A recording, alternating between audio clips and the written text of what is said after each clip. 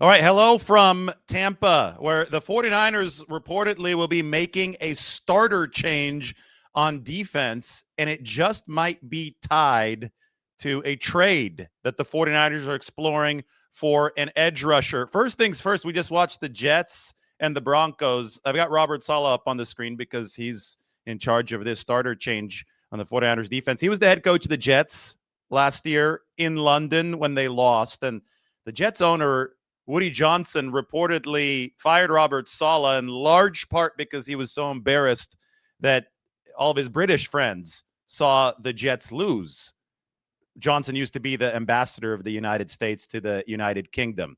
Seems like a rather petty reason to fire a coach. Anyway, fast forward a year, the Jets return to London with a new coach, obviously, and they leave 0-6. They might not have picked up 100 yards of total offense. So for consistency's sake, I wonder what Woody Johnson is going to be doing moving forward, because this was a whole lot more embarrassing Jets performance. Anyway, on to the 49ers shuffling here. According to Matt Mayoko, they're not going to start Jason Pinnock today at safety. The 49ers are going to instead start Jair Brown alongside Marquise Siegel. Malik Mustafa is returning. They're going to slowly work him in.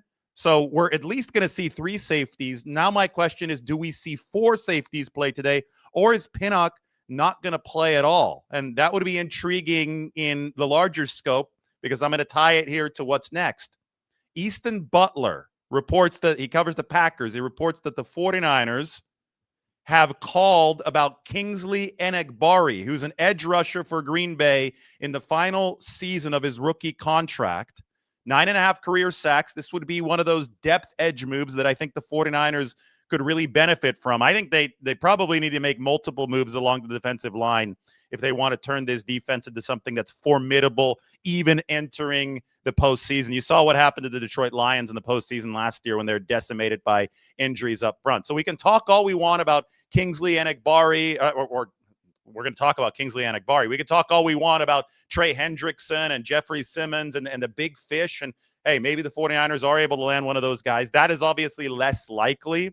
But we absolutely have to talk about the potential to add some depth to this team. So Enagbari is a former 5th-round draft pick out of South Carolina, a little bit over 250, really a hustle player if you watch some of his tape. And he has fallen out of very high snap usage in Green Bay after the Micah Parsons acquisition. He's at about 15 to 20 snaps per game.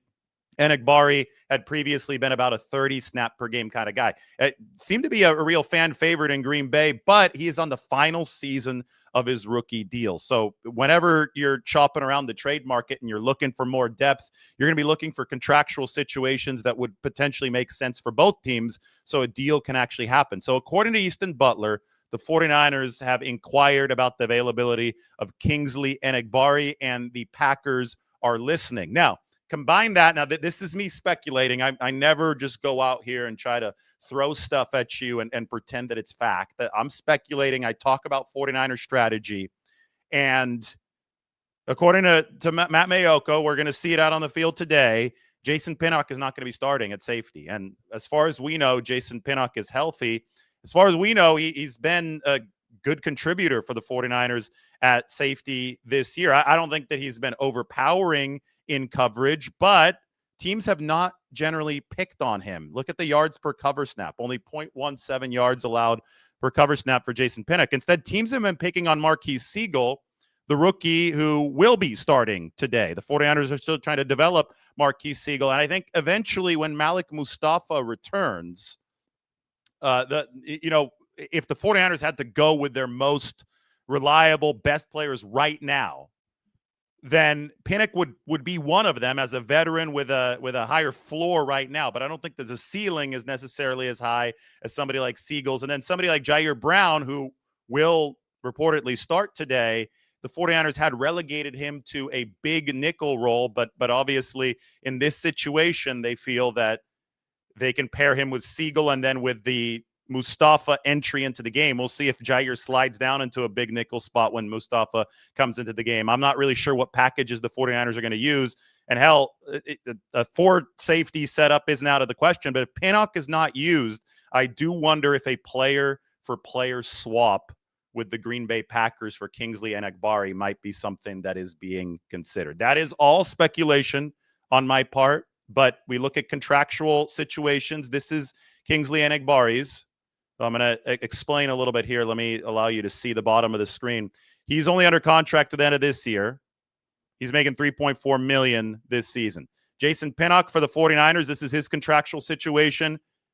He's only under contract to the end of this year, $1.17 million. So basically, player-for-player swaps have become a little bit more common in the NFL. They previously had not been very common at all. Normally, you're going to swap for draft capital. But if a player has fallen out of snap favor in Green Bay just because they have other personnel, namely Micah Parsons, a player like Kingsley Enagbare is not being used as much, 15 to 20 snaps per game. And the Packers do have a need at safety. Xavier McKinney's not playing nearly as well this year. I think they would have a need at least for some safety depth.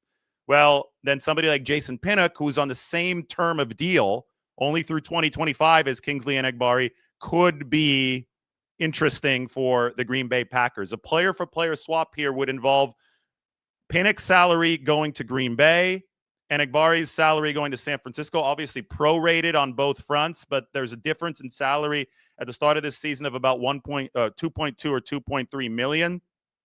Player-for-player swap could potentially mean that no draft capital would be involved. If that is something that is indeed a potential on the table, it would help us explain why Jason Pinnock might not play today.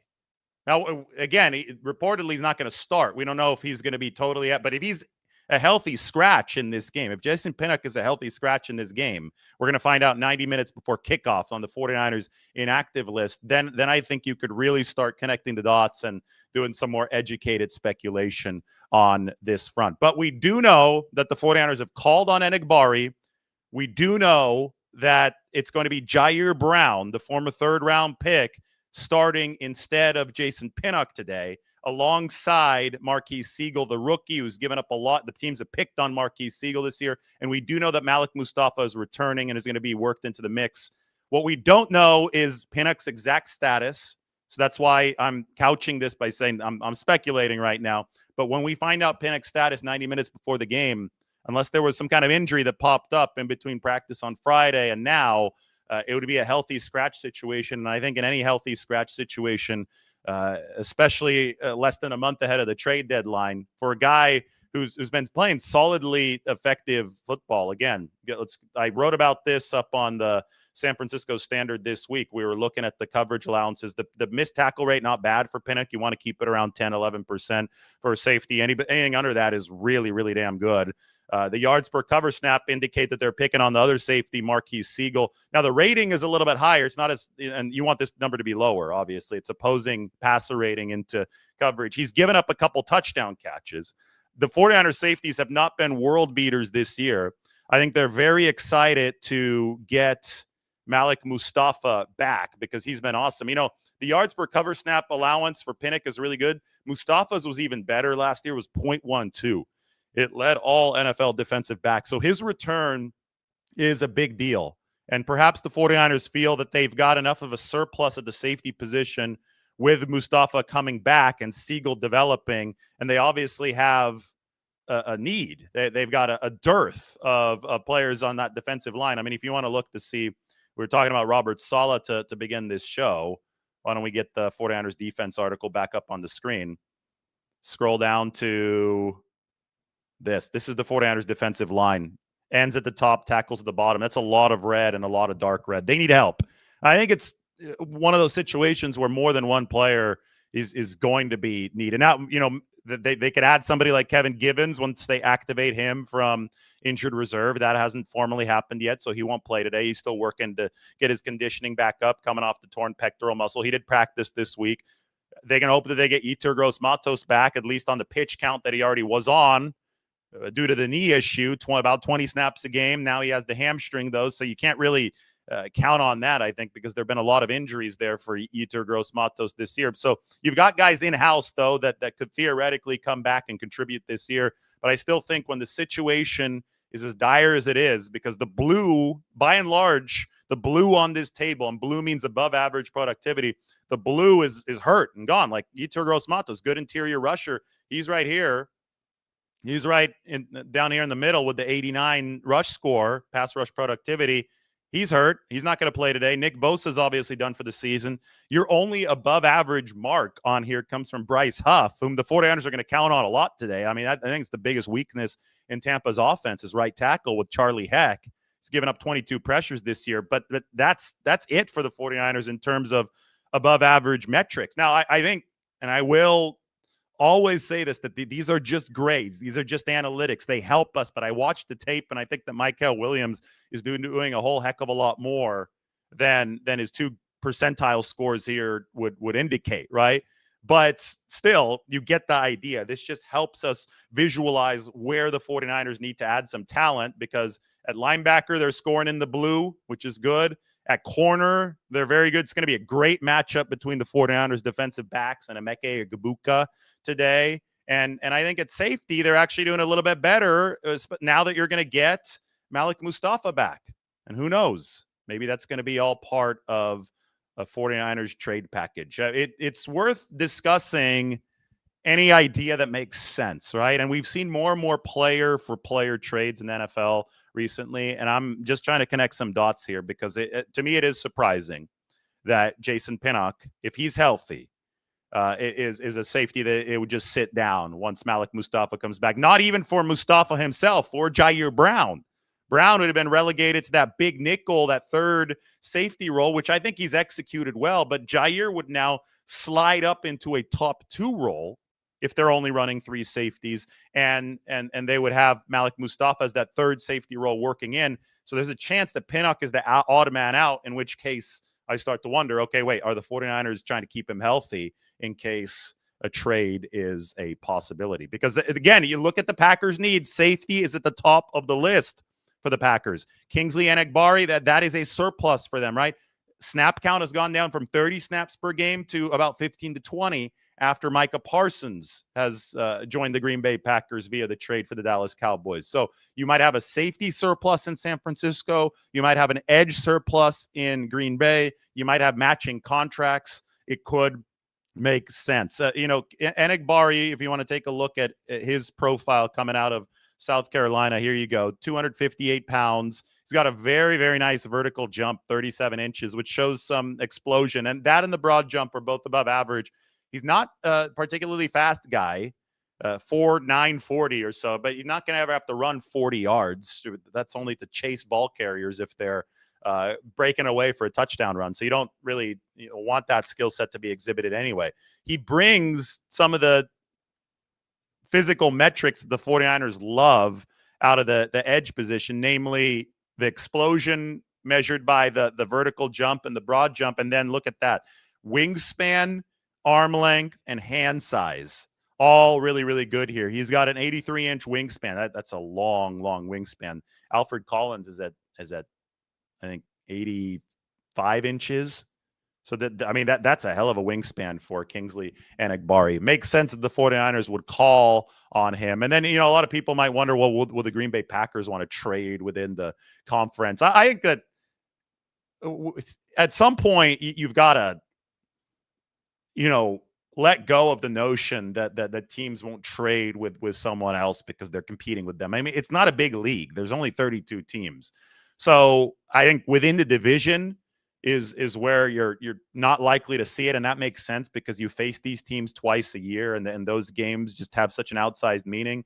But you can't limit your trade scope just to the AFC if you're the Packers or if you're the 49ers. Within the conference, and it's happened so many times before. Parsons just went from the NFC to the NFC, from the Cowboys to the Packers. And this wouldn't be some kind of mega trade. If you trade Jason Pinnock for Kingsley Enagbari, this is not going to create, headline news on ESPN, but it is a area surplus for both teams, potentially. We'll see where the 49ers are at with Malik Mustafa after this game. And a swap would make sense because it would address an area of deficit for both teams. So I'm looking at all possibilities. I think, today it's going to be really interesting. Games kick off in about 9 minutes. We just saw the Jets fall to 0-6. So it turns out that the head coaching changes made them worse. After firing Robert Saleh, by the way, the Jets are now 3-15 And I want to see how many total yards of offense they did muster in this game, because that was absolutely embarrassing. Let's see here. Jets and Broncos. We go to the stat sheet here for the game. Total yards, 82 yards of total offense for the Jets. Look at Robert Saleh. Robert Saleh's smiling right there. Well, he's fired up after the 49ers did something. But, I mean, what I don't get is that they went out and they obviously the firing of Saleh for whatever reason for Woody Johnson was personal, and maybe not personally directed towards Saleh, but personal because he was embarrassed in front of his UK friends. Okay, well, whatever. You're the owner. It's your prerogative to fire the guy. But the issue with the Jets when Saleh was the coach wasn't the defense. It was the fact that they didn't have a stable situation at quarterback, and the Aaron Rodgers thing blew up in their face, and they could never discover the offense to pair with that defense, right? So you would think that he fires a defensive-minded head coach. Maybe you should go offense first. Maybe you learn a little bit of a lesson from what went wrong the time before. Maybe you, heaven forbid, react to what went wrong and try to fix it. No, he goes out and gets another defensive guy in Aaron Glenn, and they manage 82 yards of total offense against the Denver Broncos. Bo Nix threw for 5.8 yards per attempt on 174 yards, but was still able to see his team win. And you know who made a huge pass breakup late? Made me happy. Talanoa Hufanga, the former 49er. I think it was on Garrett Wilson. Wasn't that on Garrett Wilson over to the far side near the first down marker? Hufanga came in there with the big hit. So they've got some former 49er flavor in Denver. We got to see those guys over the course of training camp. Nice defense for the Broncos. They don't need a great offense if they're playing a Jets team that can only manage 82 yards against them. So Denver, I believe, moves to, are they 4-2 on this young season? Good football team in Denver. Not a great football team because I'm not sold on Bo Nix and that offense yet, but I do like some of their pieces on defense. That is absolutely for sure. All right, so coming up, you want to talk about 49ers and the trade market. Well, there's games coming up here, some week 6 NFL action. Cardinals Colts. It's going to be starting in 6 minutes. That's a NFC West contender. That's put generously. I don't know if the Cardinals are really a contender, but they get to play the most efficient team in the NFL, the Indianapolis Colts. You know, the NFC West is paired with that AFC South, and Indianapolis has just played out of their minds so far this year. It's because Daniel Jones has figured things out in the offensive system over there. They've got some good wide receivers. Indianapolis is favored by 9 points over the Cardinals, whose season might be on life support already, given the way they lost to the Titans. Chargers and Dolphins. It's Jim Harbaugh heading to face Mike McDaniel. That's kind of a trip to see Harbaugh on one side and Mike McDaniel on the other. Chargers are slight favorites there. Saints and Patriots. That's a game that I will not waste my time watching. Although Drake May playing some really good football. They're coming off that win over Buffalo. What's going to be interesting there is if the Patriots do beat the Saints in New Orleans, is there a fire sale in New Orleans? Do they think about trading Carl Granderson? Do they think about trading Cam Jordan? Those two guys may be available, and those two players could be potential fits for what the 49ers need to bolster that defensive line. Then we're looking at Browns and Steelers. That's at 1 o'clock. Pittsburgh is ahead of the Bengals by a game in that division. Some AFC North action. And then they turn around and they play the Bengals on Thursday. I think I'm most intrigued by the Bengals game today. They're playing the Packers at 4:25 Eastern, so the same time as the Niners and the Buccaneers play here. I expect Green Bay to crush them. The Packers are 14.5-point favorites. And then the Bengals are going to have to turn around and play the Steelers on Thursday night. So they could lose 2 games over the course of the next 5 days. They could move to 2-5. And then, not just Trey Hendrickson. We should talk about Miles Murphy as well, because, Kingsley Enagbari, the 49ers are obviously interested in rotational pieces for the defensive line, as they should be. You go back to the Charles Omenihu trade back in 2021. You don't have to make the biggest splash on the defensive line market when it comes to a trade to get a true impact player. Omenihu showed that when he was working under Chris Kasarik, and the 49ers were able to squeeze the most out of him. And I think that the 49ers might believe that with somebody like Kingsley Enagbari. And I think that somebody like Miles Murphy for the Bengals might also fit that same mold. So you could call about Trey Hendrickson, not reach an agreement for Trey Hendrickson because that's a bigger fish. That's a tougher one to get, and leave with Miles Murphy, maybe get Murphy from the Bengals and Enagbari from the Packers, and boom, all of a sudden that defensive line for the 49ers is looking a whole lot better. The guy up on the screen right here, Robert Saleh, can make some magic work with this defense with not that much star power. Just look at 2020 after Nick Bosa went down.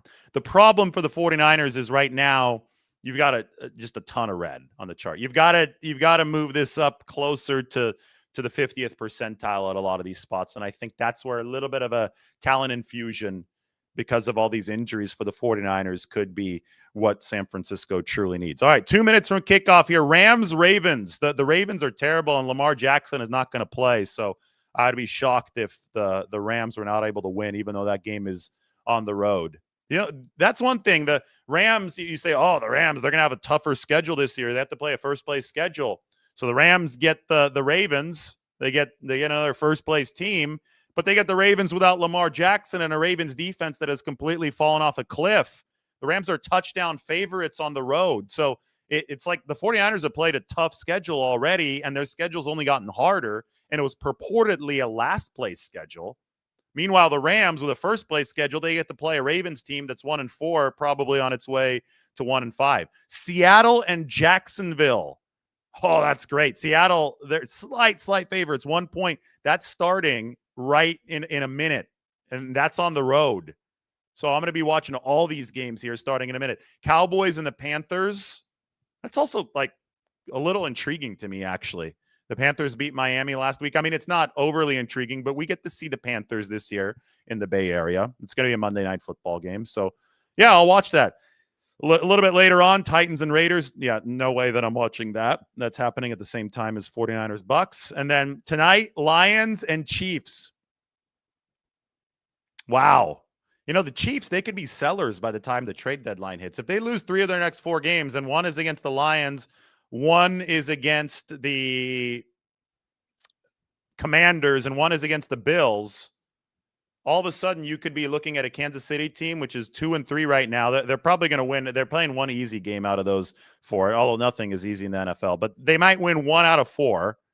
And if that happens, this team is going to be looking at a 3-6 record. Crazy. 2 Monday night games tomorrow. Bills, Falcons, Bears, Commanders. All right, so games are starting right now. I'm going to go eat breakfast. I'm going to go watch them.